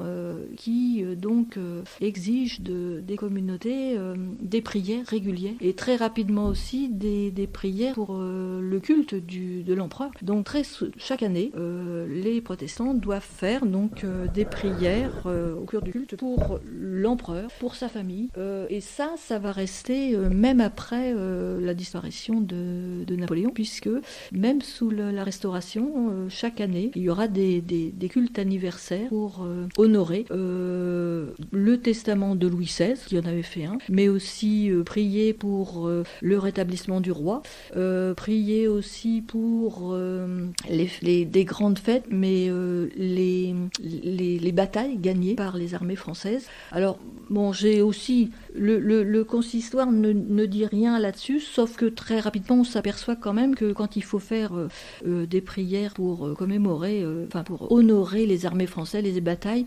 le pasteur oriente plutôt ça vers une glorification de la paix et non pas de la bataille elle-même, quoi. Donc, ils arrivent comme ça à être à la fois reconnaissants, mais aussi à ne pas trop suivre ce qui est demandé, parce que c'est quand même l'église protestante est complètement contrôlée par l'État. Non seulement le préfet est présent très souvent dans les cultes, mais aussi tous les procès-verbaux donc des délibérations doivent aller à la préfecture pour contrôle. Donc c'est une église un peu contrôlée. Donc ça fait partie de... Alors si je m'en tiens, j'espère que je ne suis pas trop longue, à cette aide aux pauvres, c'est vraiment la deuxième préoccupation. Alors, j'ai parlé tout à l'heure du pasteur Mordant, le pasteur de Rouen qui va vraiment inscrire la communauté protestante dans la vie de la cité, mais aussi dans la vie sociale de la cité, c'est le pasteur Pommier, qui donc va s'occuper de créer un certain nombre d'associations pour pouvoir donc aider les pauvres. Alors c'est lui qui est à l'origine, tout seul, de la fondation de la Société des Dames de Bienfaisance en 1826. C'est lui qui est aussi à l'origine de la fondation de l'école du dimanche, donc toujours en 1826. Donc de la création d'une bibliothèque à l'usage de tous en 1848 et de services de méditation, mais aussi du coup de la fondation de l'hôpital La Mauve, au milieu des années 1850 à 1853. Donc on voit bien là dans ces préoccupations qu'on a une corrélation continuelle entre l'instruction mais aussi l'aide aux pauvres qui font partie donc des deux piliers de la foi. Alors le pasteur Pommier, il est très influencé par le mouvement du Réveil qui vient donc d'Angleterre et qui a vraiment cette volonté, considérant que toute la communauté protestante doit s'occuper des pauvres, mais doit s'occuper aussi d'acquérir encore plus d'instruction. Parce que bon, on le dit pas assez, mais l'instruction et la connaissance de la Bible, la connaissance aussi même de l'alphabétisation, début du 19e siècle en France, et forcément dans les communautés protestantes, c'est une catastrophe. Il n'y a plus beaucoup de transmission, il y a eu vraiment des arrêts dans la transmission, et pour les protestants, la connaissance de la Bible étant importante, l'instruction va concerner les enfants, mais ce sont les enfants qui vont en fait être instruits pour pouvoir redonner aussi un peu d'instruction aux parents. Donc c'est comme ça que c'est dit aussi dans les registres, c'est-à-dire de remettre... alors l'instruction, elle concerne les filles et les garçons, et on est bien dans ce début du 19e, c'est-à-dire que l'école, il y a l'école du dimanche, qui est tout à fait particulière, mais il y a aussi toujours cette volonté de mettre des écoles en place. La municipalité a le droit de regard, mais on met en place des écoles, et puis la communauté va accepter très rapidement ces écoles parce que elle a le droit de regard sur le recrutement. La municipalité laisse la communauté avoir le droit de regard sur les recrutements des pasteurs, enfin pas des pasteurs, des instituteurs, fait par le pasteur, et donc la communauté très rapidement s'aperçoit que même dans les écoles, on peut avoir une instruction religieuse faite par quelqu'un qui peut être un laïc, mais qui a une bonne moralité protestante. Donc c'est vrai aussi que les protestants avaient beaucoup hésité à envoyer les enfants à l'école parce qu'ils avaient peur, donc c'était toujours plutôt l'ignorance que l'erreur. Ils avaient vraiment peur donc des instituteurs plutôt catholiques qui pourraient donner des mauvaises orientations donc bibliques à leurs enfants. Donc voilà. Donc en fait, il y a toutes ces structures des dames de bienfaisance qui vont aider aussi à cerner les pauvres.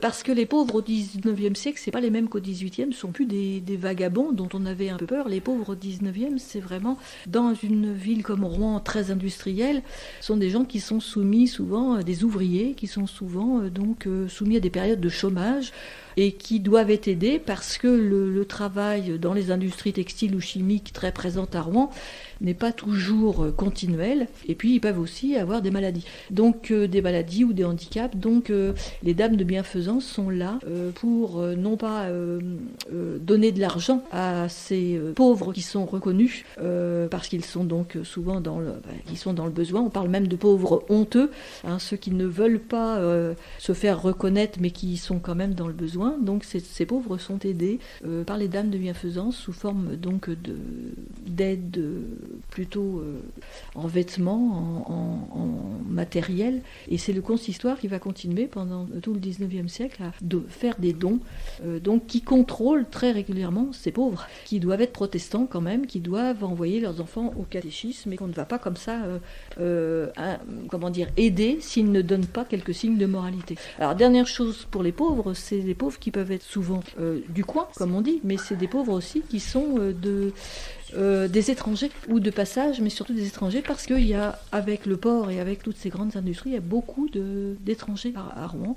Alors que l'on aide temporairement, mais qu'on l'on aide aussi à retourner chez eux très régulièrement pour éviter quand même qu'ils... Si je peux conclure, bien sûr que je peux conclure, je l'ai lu là, donc je vais conclure. Donc voilà, je m'étends, excusez-moi, je me suis un petit peu étendue, donc bon... La conclusion, elle est très simple. Les registres permettent de voir les préoccupations, bien sûr, mais les préoccupations du concordat, enfin de la communauté, mais toujours dans le cadre du concordat, qui est une forme de laïcité, comme le disait Mme Zuber tout à l'heure, mais qui n'est pas la laïcité du XIXe siècle. Donc, enfin, du début du XXe siècle. Pardon. Donc, voilà, c'est tout ce que je voulais dire. Ça va aller, cette conclusion. Ça fait combien de temps ? Une demi-heure, d'accord. Je suis désolée. Merci beaucoup pour vos 3 interventions. Je vous propose on avait éventuellement une question, mais je vous propose comme on est un peu en retard, de laisser la parole à vous. Et voilà, si vous avez des questions, profitez des 3 intervenants, pour poser des questions auxquelles vous êtes attachés. Voilà, je vois déjà une première question. Il y a une seule chose au niveau droit conventionnel, vous parlez toujours de l'Alsace et l'Ardennes. La Guyane française est toujours sous le concordat. Non, je ne l'ai pas oublié. Enfin, si, je ne l'ai pas dit, mais je ne l'oublie pas. Et ils ne sont pas sous concordat. Ils dépendent d'un papier, enfin, j'oublie le titre exact, émanant de Charles X. Donc sous la Restauration, qui fait que la Guyane, en Guyane, il n'y a que le culte catholique qui soit reconnu et qui soit stipendié. Et c'est encore le cas jusqu'à aujourd'hui. Donc voilà une des exceptions françaises de la laïcité. Merci ça marche ? Oui. Merci à tous les 3. Moi, j'ai une question pour tous les 3, en fait. Mais la même. Simplement, vous allez justement pouvoir présenter des variations. Merci beaucoup pour vos interventions. Vous avez tous les 3 insisté sur l'importance de l'école.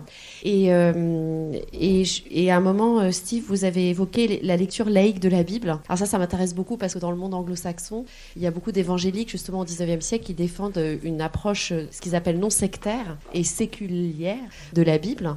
Et voilà, je voulais simplement vous reposer la question à tous les 3. Donc il y a une dimension locale, une dimension nationale, peut-être un peu régionale.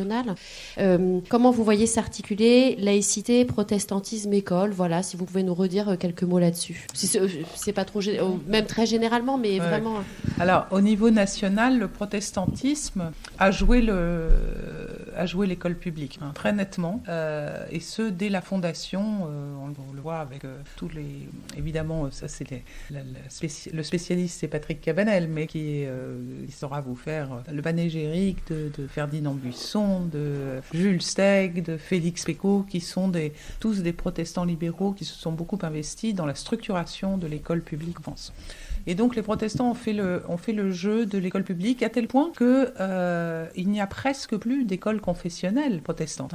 Oui, à part l'école alsacienne, mais enfin ça devient un vernis quand même malgré tout.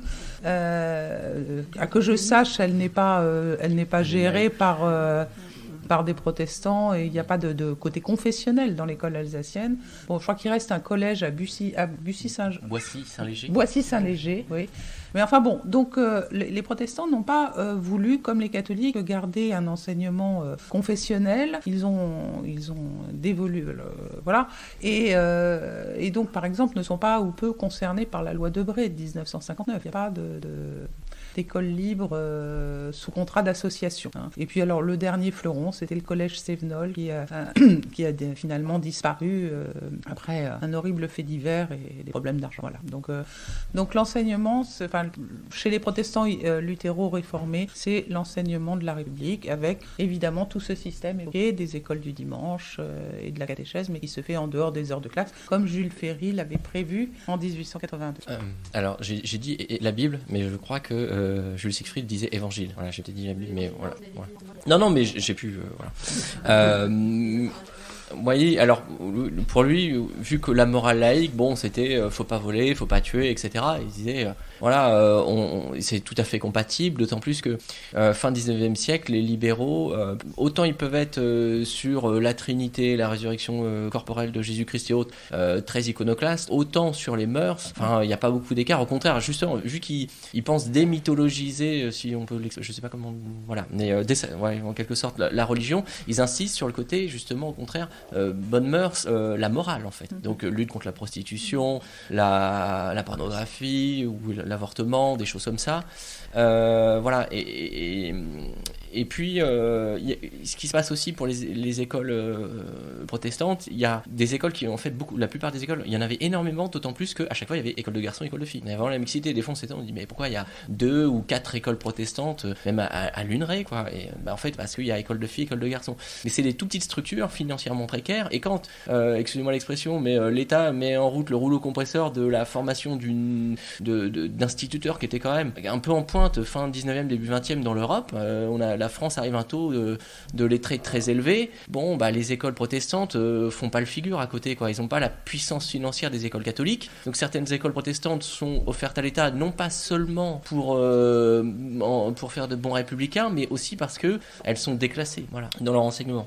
Et alors comme établissement protestant sous contrat, il reste donc à Boissy-Saint-Léger, c'était à l'est de Paris, une commune où la communauté avait bénéficié aussi des dons de banquiers protestants, les Oettinger ou Oettinger, je ne sais pas si on prononce la française ou germanique. Il reste aussi à Strasbourg 2 établissements, et c'est sur le modèle allemand, donc il y en a un qui fait du CP jusqu'à la 6e et l'autre de la 5e jusqu'au bac, sur le modèle du gymnasium allemand. Et puis après va se développer la vague de petits établissements hors contrat évangéliques. Voilà. Dans ma mémoire, il y avait aussi un établissement hors contrat adventiste, donc, qui lui souhaitait passer sous contrat, mais là c'est toujours le même problème dans l'éducation nationale, c'est que qui dit sous contrat dit enseignant rémunéré par l'État, et l'éducation nationale cherche plutôt à rationaliser ses dépenses, on va dire. Donc ils ne cherchaient pas à ce que l'établissement soit sous contrat. Et puis, alors c'est quelque chose que je vais mettre avec beaucoup de guillemets parce que je l'avais lu et je n'ai jamais, malgré la puissance de calcul de Google, retrouvé. Au moment de 2005, pour le centenaire de la loi, le président de l'époque, Jacques Chirac, avait rencontré différents cultes. Et j'ai le souvenir fort d'avoir lu qu'il a dit aux protestants que le jour où ils ont cédé leurs établissements à l'État, ils ont perdu leur influence. Voilà. Et comme Google ne m'a jamais permis de retrouver la citation, je mets beaucoup de guillemets. De Jacques Chirac. Voilà.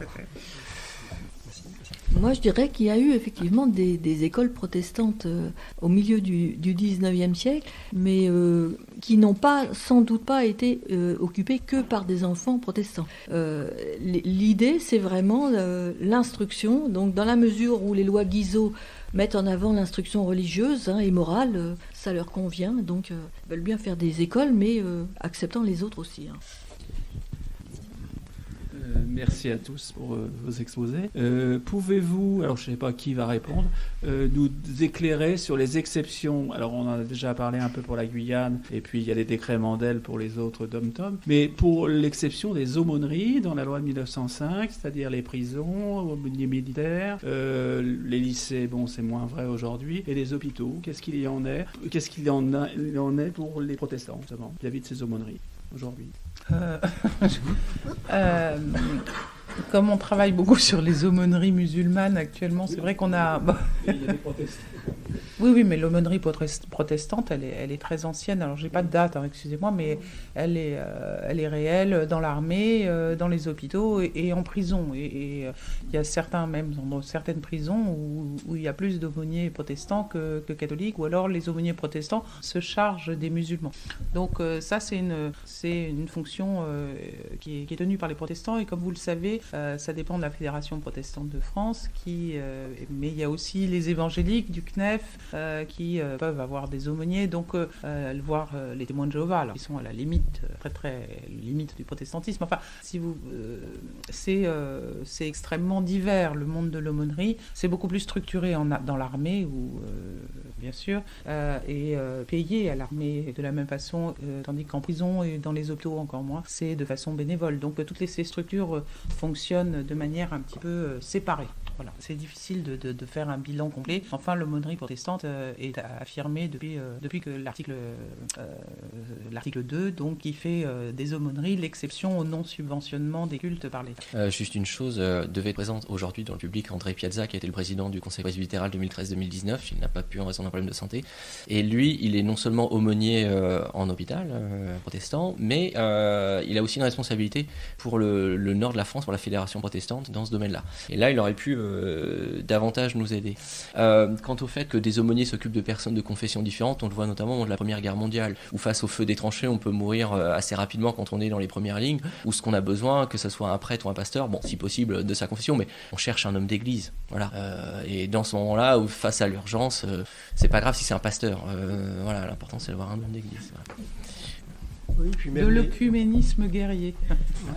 Oui, les aumôniers protestants en hôpital sont rémunérés, sont agents de catégorie C, et rémunérés par le CHU. Les catholiques aussi.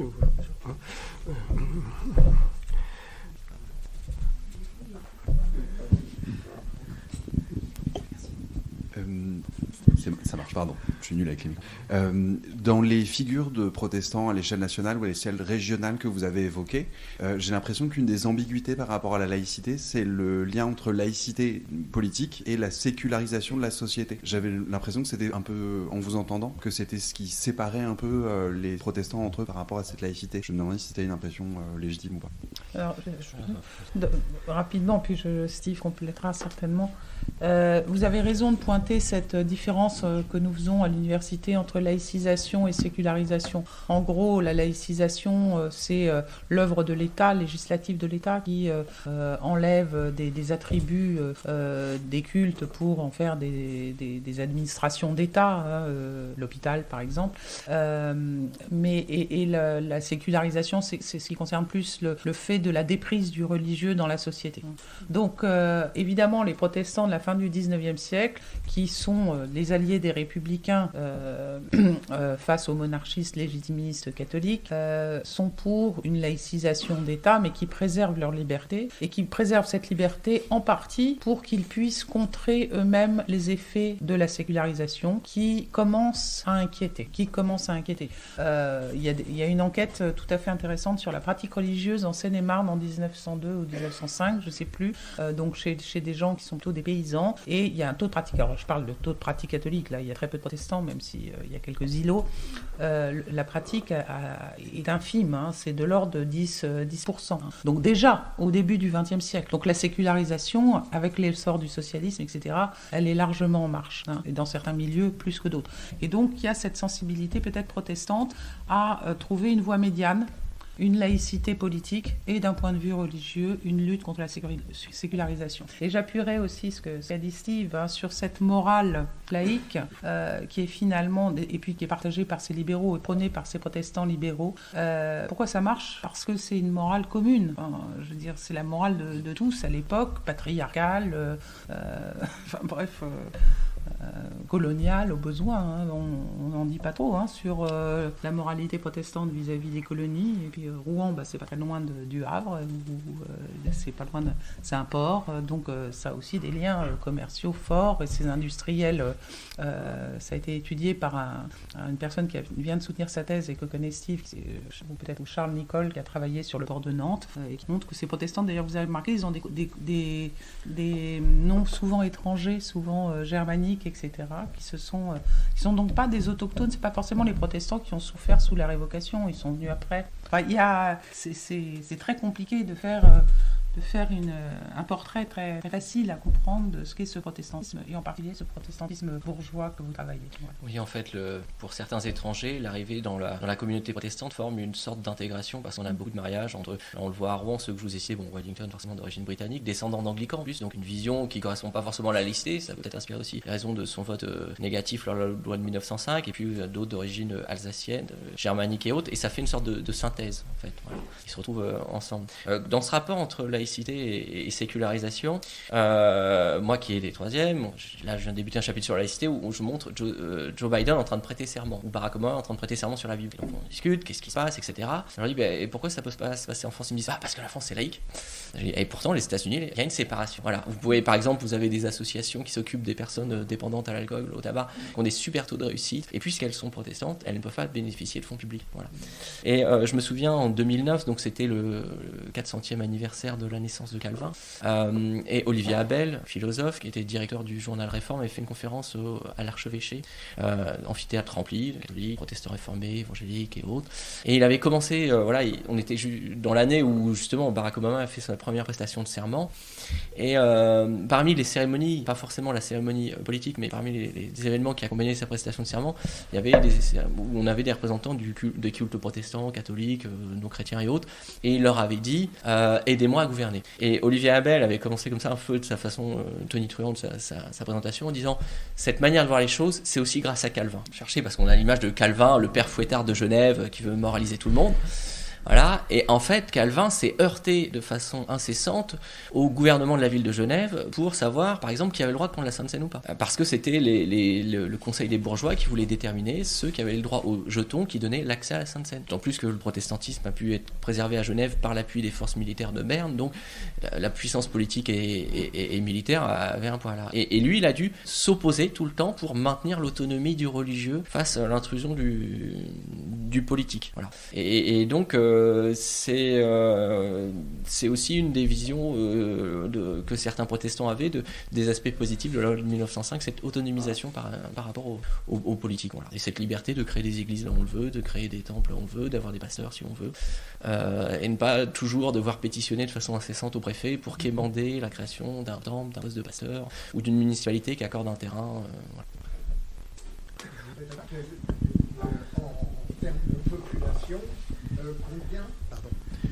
voilà, ma question c'est un peu savoir en termes de nombre de personnes, de population, combien de protestants en 1802 au moment du Concordat.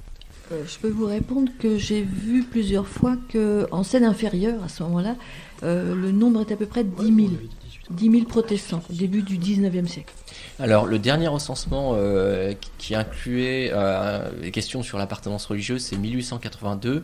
Alors, j'ai pas les chiffres pour l'agglomération, mais pour Rouen, intramuros, sur 102 000 habitants à peu près, il y avait un petit peu moins de 1000 réformés, 150, 160, enfin voilà, luthériens, une cinquantaine d'autres protestants, voilà. Donc on est à 1%, ce qui est assez faible. Dans d'autres, alors il y a des secteurs de campagne très catholiques, mais sur le Havre, on va avoir régulièrement des chiffres supérieurs. Et puis alors on parle même pas de Lillebonne, Bolbec ou Luneray où là les chiffres sont plus importants. Mais sur Rouen on est à peine à 1%.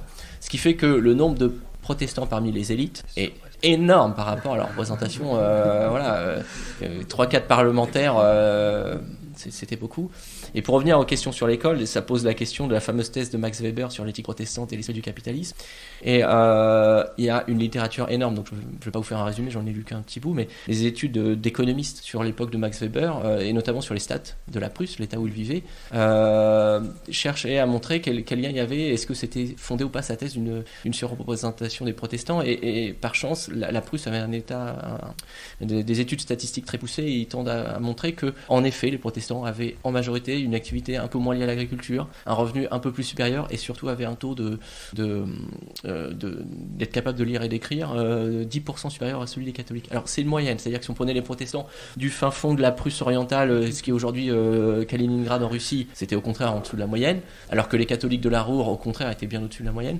Mais en moyenne, voilà, les protestants étaient 10% plus lettrés que les catholiques, et leur niveau de vie était meilleur. Alors pour ces économistes-là, c'est pas du tout une conséquence d'une attitude, on va dire, plus besogneuse, moins frivole, et plus où on va toujours réinvestir l'argent qu'on gagne, mais plutôt le fait que la réforme, en souhaitant que chacun puisse lire la Bible, a développé les écoles, et par ricochet a développé le niveau d'instruction, et donc la capacité à évoluer vers des secteurs d'activité non agricoles. Voilà. Tout à l'heure, on a parlé des républicains de la fin du 19e siècle. À la fin du 19e siècle, ça marche. Merci. Tout à l'heure, on a parlé des républicains à la fin du 19e siècle, notamment de Ferry pour l'école. Les républicains, c'est aussi, par exemple, le combat pour l'incinération par rapport à l'inhumation. C'est aussi la loi Naquet pour le divorce. Comment les protestants, par rapport à ces deux nouveautés, si j'ose dire, qui est l'incinération des corps pour les morts et pour le divorce, comment ils se positionnent, si vous le savez? Moi, j'ai très peu d'infos là-dessus. Tout ce que je peux dire, c'est que... Je vous embête avec mes questions. Non, mais la bourgeoisie protestante de Rouen est réunie à 70% cimetière monumental dans un même carré. Voilà. Donc, j'ai pas vu d'exemple de crémation. À l'inverse, Jules Siegfried a demandé à être crématisé, même s'il voulait que ses cendres soient déposées au cimetière à Sainte-Marie du Havre.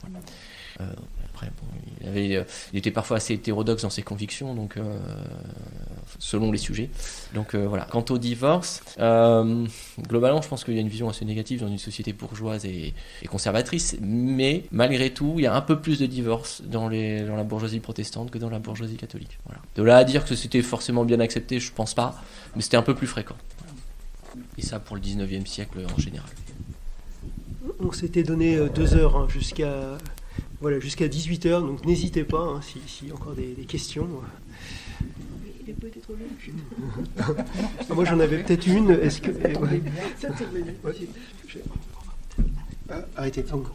D'accord. Bon, ok. Alors, ma question c'était c'est ce débat entre contrôle par l'État, liberté des églises. Je voulais savoir si on le retrouvait dans d'autres pays. Je pense notamment peut-être à la Suisse, là où il y a pu avoir des débats entre les églises cantonales, les églises libres. J'avais envie un peu d'un éclairage qui dépassait celui de la France sur cette thématique liberté, indépendance, on va dire, des églises vis-à-vis des États ou des autorités. Alors c'est un vaste sujet. Il y a autant de formes que de pays. Donc, on a coutume de dire, je reprends l'exemple américain, parce que je pense qu'il est extrêmement clair finalement quand on l'explique un peu.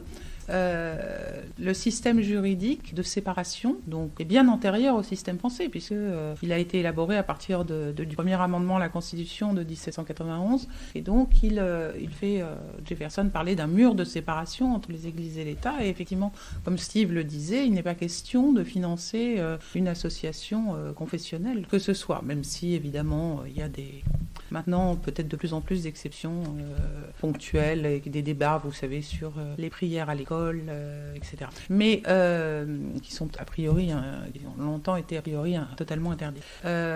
C'est plutôt la France qui a des exceptions, et qui perpétue, sans le dire, une politique qui est beaucoup plus concordataire, gallienne et napoléonienne que ce qu'elle dit. Et on a cité quelques exceptions à la séparation juridique. le fait de subventionner les écoles libres, dites libres, qui sont à 80% confessionnelles, est une entorse de taille à l'interdiction de subventionnement. Mais du coup, on ne l'appelle pas comme ça. Voilà. Donc, et puis il y a des tas d'autres exemples, en particulier sur l'entretien des bâtiments des cultes. Là aussi, évidemment, l'État et les collectivités territoriales sont propriétaires, mais elles auraient pu ne plus l'être. Par exemple, à Genève, qui a eu aussi une séparation des églises et de l'État en 1907, donc 2 ans plus tard. Ils ne se sont pas embêtés, ils ont rétrocédé les bâtiments cultuels aux confessions et à charge pour elles de les entretenir, ce qui est d'ailleurs un vrai problème et qui est en partie... Le résultat, c'est la quasi-faillite de l'Église nationale, l'Église protestante de Genève, qui vend ces bâtiments pour essayer de survivre. Donc voilà, liberté des églises, liberté... Oui, alors je refinis avec mon exemple américain, je ne voudrais pas monopoliser la parole, mais la laïcité en Amérique, c'est les églises qui se protègent de l'État. En France, la laïcité, c'est beaucoup plus l'État qui veut protéger la société des religions. Donc c'est une philosophie complètement inverse. Les uns sont jaloux de leur liberté et ne veulent pas, ont toujours peur qu'un État entrave cette liberté. Alors en France, ce dont on a peur, et on le voit à travers la politique depuis une trentaine d'années, la politique de laïcité, c'est l'État qui a peur des religions, et qui a peur de l'influence des religions, et d'une certaine religion d'ailleurs. Pas seulement, des évangéliques aussi, même si on le dit moins, mais les mesures les visent aussi. Et donc on est tout à fait dans un autre rapport vis-à-vis du religieux. Et c'est peut-être ça qu'il faut penser quand on pense liberté des églises et liberté de conscience. Voilà. Ouais. Je crois que vous nous offrez une très bonne conclusion. Alors, conclure derrière Madame Zuber. Je vous en dis. 2 choses. Ce qu'il faut bien comprendre dans la mentalité américaine aussi, c'est que les gens sont débarqués sur une terre alors qu'elle n'était pas vierge. On le sait maintenant. Il y a l'ethnocide des Indiens d'Amérique, malheureusement, mais qui n'avait pas de structure étatique. Donc, quand ils ont été habitués à la liberté, d'autant plus que les Pilgrim Fathers, les pères pèlerins, étaient des protestants qui voulaient décatholiciser l'Église anglicane, qui était persécutée en Angleterre pour ça, parce qu'Élisabeth II a mis en place un compromis. Et donc ils ont goûté à la liberté totale, donc en quelque sorte, avec cette contrepartie qu'il n'y a aucun État qui est là si vous avez besoin d'un hôpital, de choses comme ça, parce qu'il n'y avait rien. Et donc après coup, venir avec des structures étatiques, leur dire maintenant il faut faire comme ci, comme ça, c'est compliqué. Voilà. Et je ne vais pas du tout vous faire l'apologie du droit au bord des armes, parce que c'est un bilan dramatique en termes de mort aux États-Unis, mais il y a aussi cette idée-là, c'est-à-dire des gens qui ont pris les armes contre les armées britanniques pour se protéger d'un État qui voulait imposer quelque chose qu'ils ne voulaient pas. Voilà. Et donc c'est à moi-même de me protéger et de me défendre. Et donc en matière de religion, en plus les premières expériences des pères pèlerins quand ils ont voulu créer des Jérusalem terrestres avec des communautés où il fallait être au culte le dimanche, etc., très vite ça craque parce que ça ne tient pas ces sociétés-là. Et bien très vite on est parti sur l'idée que finalement la liberté de religion était le plus important, et donc on ne voulait pas que l'église anglicane épiscopalienne aux États-Unis devienne une église d'État. Voilà. Et puis pour terminer sur la vision asymétrique de la laïcité, on parle parfois de catho-laïcité, mais parfois aussi, par exemple sur une radio publique comme France Bleu, j'ai cru entendre l'horoscope, et c'est une vision asymétrique de la laïcité puisqu'elle est neutre en matière de croyance. L'horoscope n'est pas une religion instituée, mais ça fait partie de ce qu'on appelle de la religion implicite en sciences sociales des religions. Si on avait un prêtre, un pasteur ou un rabbin qui donnait un message sur France Bleu, ça choquerait. Quand André Santini, quand il était secrétaire d'État de Nicolas Sarkozy, dit en fonction de ce que je lis dans mon horoscope, ça influe sur ma journée, imaginez de ce qu'on aurait dit si un secrétaire d'État disait en fonction de ce que j'ai lu dans la Torah, dans les évangiles ou dans le Coran, ça influe sur ma journée. Oui. Et pourtant, là, on n'est pas face à de l'astronomie, de la science, on est face à une croyance du fait qu'en regardant les étoiles ou autres, on puisse déterminer l'avenir plus ou moins proche. Vous voyez. Donc ça aussi, ça peut être une vision asymétrique de la laïcité. Merci pour cette petite note d'humour. Il me reste à vous remercier tous les 3 pour vos interventions et puis peut-être à partager un petit moment ensemble. Voilà. Merci beaucoup.